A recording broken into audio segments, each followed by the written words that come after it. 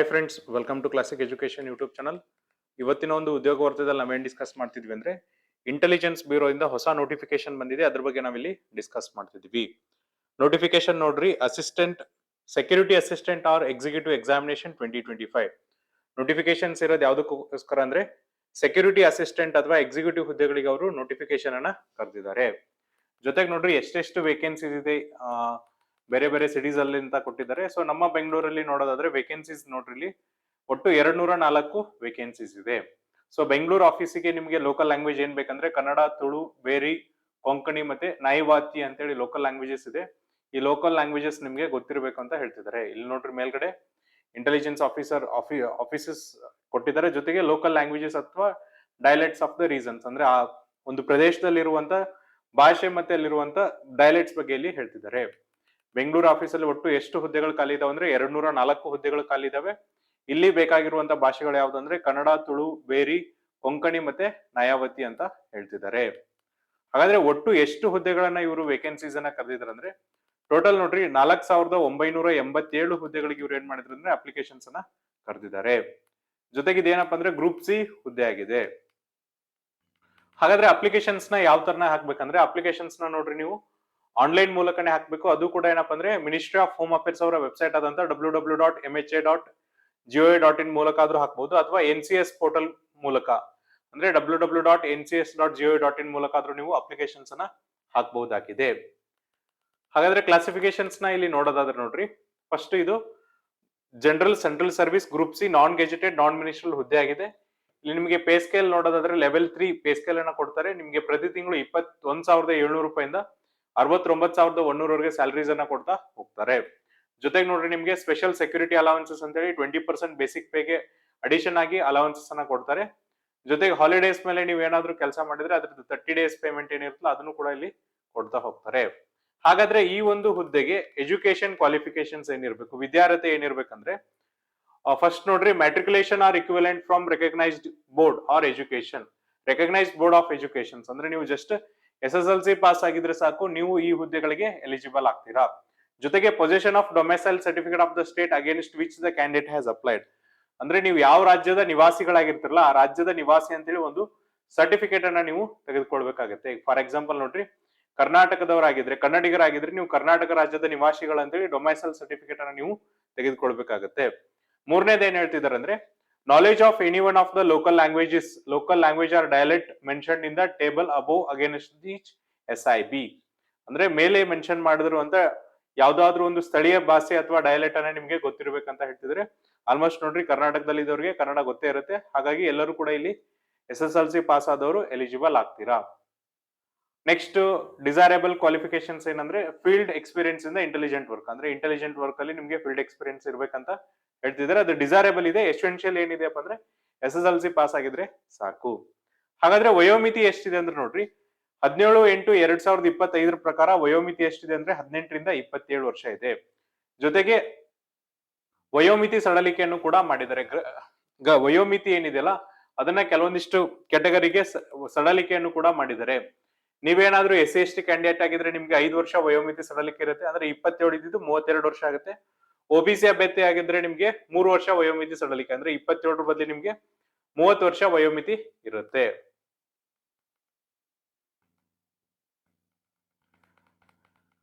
Next ನೋಡ್ರಿ, knowledge of the local language or dialect candidates applying for the vacancies for the post of security assistant or executive of a particular SIB are required to possess knowledge of any one of the local languages or dialects indicated against it. They should be able to read, write, speak in that language or dialect. ಅಂದ್ರೆ ನೀವು ಇಲ್ಲಿ ಸ್ಥಳೀಯ ಭಾಷೆದಲ್ಲಿ ಏನ್ ಮಾಡ್ತಾರೆ ಅಂದ್ರೆ ಆ ಸ್ಥಳೀಯ ಭಾಷೆ ನಿಮ್ಗೆ ಓದಕ್ಕೆ, ಬರೆಯಕ್ಕೆ ಮತ್ತೆ ಮಾತನಾಡಕ್ಕೆ ಬರ್ಬೇಕಂತ ಹೇಳ್ತಿದ್ದಾರೆ. ಅಂತವ್ರು ಮಾತ್ರ ಇಲ್ಲಿ ಎಲಿಜಿಬಲ್ ಆಗ್ತಾರೆ. ಹಾಗಾದ್ರೆ ಎಕ್ಸಾಮಿನೇಷನ್ ಯಾವ ತರನಾಗಿರುತ್ತೆ, ಸೆಲೆಕ್ಷನ್ಸ್ ಯಾವ ತರನಾಗಿ ಮಾಡ್ತಾರೆ ಅಂದ್ರೆ ನೋಡ್ರಿ, ಎಕ್ಸಾಮಿನೇಷನ್ ಅನ್ನ ಏನಪ್ಪಾ ಅಂದ್ರೆ 3 ಹಂತದಲ್ಲಿ ಮಾಡ್ತಾರೆ. Tyre 1, tyre 2, tyre 3. ಟೈರ್ 1 ನಲ್ಲಿ ನಿಮ್ಗೆ ಏನಿರುತ್ತೆ ಅಂದ್ರೆ ಆಬ್ಜೆಕ್ಟಿವ್ ಟೈಪ್ ಕ್ವಶನ್ಸ್ ಅನ್ನ ಕೇಳ್ತಾರೆ. ಒಟ್ಟು 100 ಪ್ರಶ್ನೆಗಳಿರುತ್ತೆ. 100 ಅಂಕಗಳಿಗೆ 1 ಗಂಟೆ ಕಾಲಾವಕಾಶವನ್ನ ಕೊಟ್ಟಿರ್ತಾರೆ. ಸೊ ಇದನ್ನ ನೋಡ್ರಿ 5 ಭಾಗಗಳನ್ನಾಗಿ ಮಾಡಿದ್ದಾರೆ. ಟೈರ್ 1 ಎಕ್ಸಾಮಿನೇಷನ್ ಏನಿದೆಯಲ್ಲ 5 ಭಾಗಗಳನ್ನಾಗಿ ಮಾಡಿದ್ದಾರೆ. ಮೊದಲನೇ ಭಾಗದಲ್ಲಿ ನಿಮ್ಗೆ ಜನರಲ್ ಅವೇರ್ನೆಸ್ ಮೇಲೆ 20 ಕ್ವಶನ್ಸ್ ಅನ್ನ ಕೇಳ್ತಾರೆ. ನೆಕ್ಸ್ಟ್ ಕ್ವಾಂಟಿಟೇಟಿವ್ ಆಪ್ಟಿಟ್ಯೂಡ್ ಮೇಲೆ ನಿಮ್ಗೆ 20 ಕ್ವಶನ್ಸ್ ಅನ್ನ ಕೇಳ್ತಾರೆ.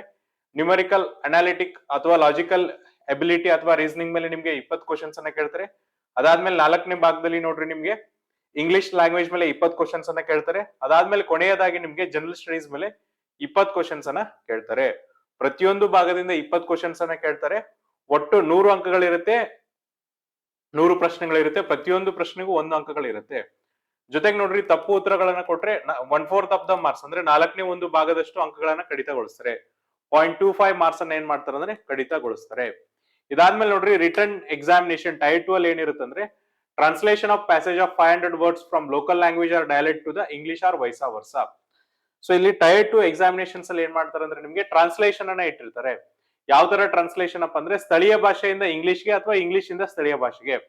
ಫಾರ್ ಎಕ್ಸಾಂಪಲ್, ನಾವು ಬೆಂಗಳೂರು ಆಫೀಸಿಗೆ ಅಪ್ಲಿಕೇಶನ್ಸ್ ಹಾಕೋದಿದ್ರೆ ಕನ್ನಡದಿಂದ ಇಂಗ್ಲಿಷ್ಗೆ ಮತ್ತೆ ಇಂಗ್ಲಿಷ್ ಇಂದ ಕನ್ನಡಕ್ಕೆ ನಿಮ್ಗೆ ಏನಂದ್ರೆ 500 ಶಬ್ದಗಳಿರುವ ಒಂದು ಪ್ಯಾಸೇಜ್ ಅನ್ನ ಅಥವಾ ಒಂದು ಪ್ಯಾರಾಗ್ರಾಫ್ ಅನ್ನ ನೀವು ಏನ್ ಮಾಡ್ಬೇಕಾಗುತ್ತೆ ಅಂದ್ರೆ ಟ್ರಾನ್ಸ್ಲೇಟ್ ಭಾಷಾಂತರ ಮಾಡ್ಬೇಕಾಗುತ್ತೆ. ಇಲ್ಲಿ 50 ಅಂಕಗಳಿರುತ್ತೆ ಭಾಷಾಂತರಕ್ಕೆ. 1 ಗಂಟೆಗಳ ಕಾಲಾವಕಾಶವನ್ನ ಕೊಟ್ಟಿರ್ತಾರೆ. ಇದಾದ್ಮೇಲೆ ನೋಡ್ರಿ, ಇಂಟರ್ವ್ಯೂ ಅಥವಾ ಪರ್ಸನಾಲಿಟಿ ಟೆಸ್ಟ್ ಅಲ್ಲಿ 50 ಅಂಕಗಳು ಇರುತ್ತೆ. ನೆಕ್ಸ್ಟ್ ನಾವು ಎಕ್ಸಾಮಿನೇಷನ್ ಸೆಂಟರ್ಸ್ ಅನ್ನ ನೋಡೋದಾದ್ರೆ ಕರ್ನಾಟಕದಲ್ಲಿ ನೋಡ್ರಿ ಎಕ್ಸಾಮಿನೇಷನ್ ಸೆಂಟರ್ಸ್ ಯಾವ್ದಿದಾವ ಅಂದ್ರೆ ಬೆಳಗಾವಿ, ಬೆಂಗಳೂರು, ಹುಬ್ಬಳ್ಳಿ, ಮಂಗಳೂರು, ಮೈಸೂರು, ಶಿವಮೊಗ್ಗ ಮತ್ತೆ ಉಡುಪಿಲಿ ಎಕ್ಸಾಮಿನೇಷನ್ ಸೆಂಟರ್ಸ್ ಇರುತ್ತೆ.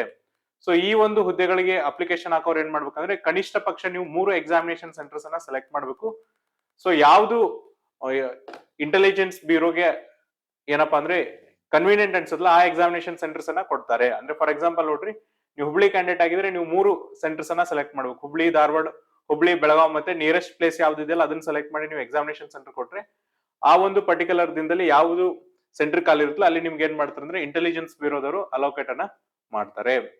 ಜೊತೆಗೆ ನೋಡ್ರಿ, ಟೈರ್ 1 ಎಕ್ಸಾಮಿನೇಷನ್ ಅಲ್ಲಿ ಕ್ವಾಲಿಫೈ ಆಗ್ಬೇಕಾದ್ರೆ ಜನರಲ್ ಕ್ಯಾಟಗರಿ ಅವರು ಕನಿಷ್ಠ 30 ಅಂಕಗಳನ್ನು ತೆಗೆದುಕೊಳ್ಬೇಕು. ಒಬಿಸಿ ಅವರು 28, SC/ST ಅವರು 25 ಮತ್ತೆ ಎಕನಾಮಿಕಲಿ ವೀಕರ್ ಸೆಕ್ಷನ್ ಅವರು ಕೂಡ ಏನಪ್ಪಾ ಅಂದ್ರೆ 30 ಅಂಕಗಳನ್ನ ತೆಗೆದುಕೊಳ್ಬೇಕು. ಟೈರ್ 2 ಏನ್ ಮಾಡ್ತಾರೆ ಅಂದ್ರೆ ಟೈರ್ 1 ಇಂದ ವೇಕೆನ್ಸೀಸ್ ಎಷ್ಟಿದೆ ಆ ವೇಕೆನ್ಸಿದ 10% ಅಷ್ಟು ಏನ್ ಮಾಡ್ತಾರೆ ಅಂದ್ರೆ ಜನರನ್ನ ಸೆಲೆಕ್ಟ್ ಮಾಡ್ತಾ ಹೋಗ್ತಾರೆ. ಟೈರ್ 2 ಅಲ್ಲಿ ನೀವು ಕ್ವಾಲಿಫೈ ಆಗ್ಬೇಕಾದ್ರೆ ಮಿನಿಮಮ್ ಎಷ್ಟು ಮಾರ್ಕ್ಸ್ ಅನ್ನ ತೆಗೆದುಕೊಳ್ಬೇಕಂದ್ರೆ 20 ಅಂಕಗಳನ್ನ ತೆಗೆದುಕೊಳ್ಬೇಕಂತ ಮೆನ್ಷನ್ ಮಾಡಿದ್ದಾರೆ. ಇದಾದ್ಮೇಲೆ ನೋಡ್ರಿ, ಇಂಪಾರ್ಟೆಂಟ್ ಡೇಟ್ಸ್ ಅನ್ನ ನಾವಿಲ್ಲಿ ನೋಡೋದಾದ್ರೆ ಹಾಗಾದ್ರೆ ಅಪ್ಲಿಕೇಶನ್ಸ್ ಯಾವಾಗ ಓಪನ್ ಆಗುತ್ತಂದ್ರೆ 26/7/2025 ಅಂದ್ರೆ ಇವತ್ತಿನಿಂದ ಸ್ಟಾರ್ಟ್ ಆಗಿದೆ. ಸೊ ಅಪ್ಲಿಕೇಶನ್ಸ್ ಯಾವಾಗ ಕ್ಲೋಸ್ ಆಗುತ್ತಂದ್ರೆ 17/8/2025ಕ್ಕೆ ಕ್ಲೋಸ್ ಆಗುತ್ತೆ. ಸೊ ನೀವೇನ್ ಮಾಡ್ಬೇಕಂದ್ರೆ ಆನ್ಲೈನ್ ಅಪ್ಲಿಕೇಶನ್ಸ್ ಅನ್ನ ಹಾಕ್ಬೇಕು. ಜೊತೆಗೆ ಆನ್ಲೈನ್ ಅಪ್ಲಿಕೇಶನ್ ಫೀಸ್ ಅನ್ನು ಕೂಡ ಆನ್ಲೈನ್ ಅನ್ನೇ ತುಂಬಬೇಕಾಗುತ್ತೆ. ಅದು ಕೂಡ debit card, credit card, net banking, UPI ಮೂಲಕ ನೀವೇನ್ ಮಾಡ್ಬೇಕಂದ್ರೆ ಅಪ್ಲಿಕೇಶನ್ ಫೀಸ್ ಅನ್ನ ತುಂಬಬೇಕಾಗುತ್ತೆ. ಇನ್ ಕೇಸ್ ನೀವು ಆಫ್ಲೈನ್ ಅಲ್ಲಿ ಅಪ್ಲಿಕೇಶನ್ ಫೀಸ್ ಅನ್ನ ತುಂಬ್ತೀನಿ ಅಂದ್ರೆ ಅದಕ್ಕೆ ನೀವು 19/8/2025 ಕೊನೆಯ ದಿನಾಂಕ ಇದೆ. ಒಂದು ಈ ಚಲನನ್ನ ಜನರೇಟ್ ಮಾಡ್ಕೊಂಡು ನಿಯರೆಸ್ಟ್ SBI ಬ್ರಾಂಚ್ ಹೋಗಿ ನೀವೇನ್ ಮಾಡ್ಬೇಕಾಗುತ್ತೆ ಅಂದ್ರೆ ಆಫ್ಲೈನ್ ಅಲ್ಲೂ ಕೂಡ ಅಪ್ಲಿಕೇಶನ್ ಫೀಸ್ ಅನ್ನ ತುಂಬಬಹುದಾಗಿದೆ. ಜೊತೆಗೆ ನೋಡ್ರಿ, ಆನ್ಲೈನ್ ಅಪ್ಲಿಕೇಶನ್ಸ್ ಯಾವ ವೆಬ್ಸೈಟ್ ಮೂಲಕ ಹಾಕಬಹುದು ಅಂದ್ರೆ 2 ವೆಬ್ಸೈಟ್ ಇದೆ. ಒಂದು ಮಿನಿಸ್ಟ್ರಿ ಆಫ್ ಹೋಮ್ ಅಫೇರ್ಸ್ ಅದು www.mh.gov.in ಮೂಲಕ ಆದ್ರೂ ಹಾಕಬಹುದು, ಅಥವಾ ನ್ಯಾಷನಲ್ NCS ಪೋರ್ಟಲ್ ಮೂಲಕ ನೋಡ್ರಿ www.ncs.gov.in ಮೂಲಕನೂ ಕೂಡ ನೀವು ಅಪ್ಲಿಕೇಶನ್ಸ್ ಅನ್ನ ಹಾಕಬಹುದಾಗಿದೆ. ಸೊ ರಿಜಿಸ್ಟ್ರೇಷನ್ ಮಾಡಕ್ ಕೊಟ್ಟಿರುವಂತ ಕಾಲಾವಕಾಶ ನೋಡ್ರಿ 26/7/2025 ರಿಂದ 17/8/2025 ನೀವು ಅಪ್ಲಿಕೇಶನ್ಸ್ ಅನ್ನ ಹಾಕಬಹುದಾಗಿದೆ. ಅದಾದ್ಮೇಲೆ ಜನರಲ್ ಇನ್ಸ್ಟ್ರಕ್ಷನ್ಸ್ ಅನ್ನ ಕೊಟ್ಟಿದ್ದಾರೆ, ಅದನ್ನ ಸಹ ನೋಡ್ಕೊರಿ. ನೆಕ್ಸ್ಟ್ ನೋಡ್ರಿ, ಅಪ್ಲಿಕೇಶನ್ ಫೀಸ್ ಅನ್ನ ನಾವಿಲ್ಲಿ ನೋಡ್ತಾ ಹೋದ್ರೆ ಸೊ ಅಪ್ಲಿಕೇಶನ್ ಫೀಸ್ ಎಷ್ಟಿದೆ ಅಂದ್ರೆ ಪ್ರತಿಯೊಬ್ಬ ಅಭ್ಯರ್ಥಿಗಳಿಗೆ ನೋಡ್ರಿ 550 ರೂಪಾಯಿ ಅಪ್ಲಿಕೇಶನ್ ಫೀಸ್ ಇರುತ್ತೆ ಎಲ್ಲಾ ಅಭ್ಯರ್ಥಿಗಳಿಗೆ. ಜೊತೆಗೆ ಏನಪ್ಪಾ ಅಂದ್ರೆ ಯಾರು ಪುರುಷ ಅಭ್ಯರ್ಥಿಗಳಿದ್ರೆ ಎಸ್ಪೆಷಲಿ ಜನರಲ್ ಕ್ಯಾಟಗರಿ ಇರ್ಬೋದು, ಎಕನಾಮಿಕಲಿ ವೀಕರ್ ಸೆಕ್ಷನ್ ಇರ್ಬೋದು, ಮತ್ತೆ OBC ಅಭ್ಯರ್ಥಿಗಳಿಗೆ ಏನ್ ಮಾಡ್ತಾರೆ ಅಂದ್ರೆ ಎಕ್ಸಾಮಿನೇಷನ್ ಫೀಸ್ ಮತ್ತೆ ರಿಕ್ರೂಟ್ಮೆಂಟ್ ಪ್ರೊಸೆಸಿಂಗ್ ಫೀಸ್ ಅಂತೇಳಿ 650 ರೂಪಾಯಿನ ಚಾರ್ಜ್ ಮಾಡ್ತಾರೆ. ಇಲ್ಲಿ ಕನಿಷ್ಠ ನೋಡ್ರಿ SC/ST ಮತ್ತೆ ಮಹಿಳಾ ಅಭ್ಯರ್ಥಿಗಳು ಮತ್ತೆ ಎಕ್ಸ್ ಸರ್ವಿಸ್ ಮೆನ್ ಅಭ್ಯರ್ಥಿಗಳು ಏನ್ ಮಾಡ್ಬೇಕಂದ್ರೆ ರಿಕ್ರೂಟ್ಮೆಂಟ್ ಪ್ರೊಸೆಸಿಂಗ್ ಚಾರ್ಜಸ್ 550 ರೂಪಾಯಿ ತುಂಬಬೇಕು. ಅದು ಬಿಟ್ಟು ಪುರುಷ ಅಭ್ಯರ್ಥಿಗಳಾಗಿರುವಂತಹ ಜನರಲ್ ಕ್ಯಾಟಗರಿ ಅಭ್ಯರ್ಥಿಗಳು, ಎಕನಾಮಿಕಲಿ ವೀಕರ್ ಸೆಕ್ಷನ್ ಅಭ್ಯರ್ಥಿಗಳ ಜೊತೆಗೆ OBC ಅಭ್ಯರ್ಥಿಗಳು ಏನ್ ಮಾಡ್ಬೇಕಂದ್ರೆ 650 ರೂಪಾಯಿ ಅಪ್ಲಿಕೇಶನ್ ಫೀಸ್ ಅನ್ನ ತುಂಬಬಹುದಾಗಿದೆ. ಅಪ್ಲಿಕೇಶನ್ ಫೀಸ್ ಅನ್ನ ನೀವು ಆನ್ಲೈನ್ ಮತ್ತೆ ಆಫ್ಲೈನ್ ಅಲ್ಲೂ ಕೂಡ ತುಂಬಬಹುದು. ಇದಿಷ್ಟೇನಂದ್ರೆ ಇಂಟೆಲಿಜೆನ್ಸ್ ಬ್ಯೂರೋದಿಂದ ಬಂದಿರುವಂತಹ ಹೊಸ ನೋಟಿಫಿಕೇಶನ್ಸ್ ಬಗ್ಗೆ ಇರುವಂತಹ ಮಾಹಿತಿ. ಇನ್ ಕೇಸ್ ನಿಮ್ಗೆ ಇದ್ರಲ್ಲಿ ಏನಾದ್ರೂ ಡೌಟ್ ಇದ್ರೆ ನಾವು ನಮ್ಮ ಡಿಸ್ಕ್ರಿಪ್ಷನ್ ಬಾಕ್ಸ್ ಅಲ್ಲಿ ಅಫಿಷಿಯಲ್ PDF ಲಿಂಕ್ ಅನ್ನ ಕೊಡ್ತೀವಿ. ಆ ಲಿಂಕ್ ಅನ್ನ ಕ್ಲಿಕ್ ಮಾಡಿದ್ರೆ ನಿಮ್ಗೆ ಎಂಟೈರ್ PDF ಡೌನ್ಲೋಡ್ ಆಗುತ್ತೆ. ಅಲ್ಲಿ ನಿಮ್ಮ ಡೌಟ್ಸ್ ಅನ್ನ ಸಾಲ್ವ್ ಮಾಡಬಹುದು. ಇದೇ ತರ ಅಂತ ಉಪಯುಕ್ತ ಮಾಹಿತಿಯನ್ನ ಕೊಡ್ತಿರ್ತೀವಿ. ಅಲ್ಲಿವರೆಗೂ ನೋಡ್ತಾ ಇರಿ classic education YouTube channel. Thank you.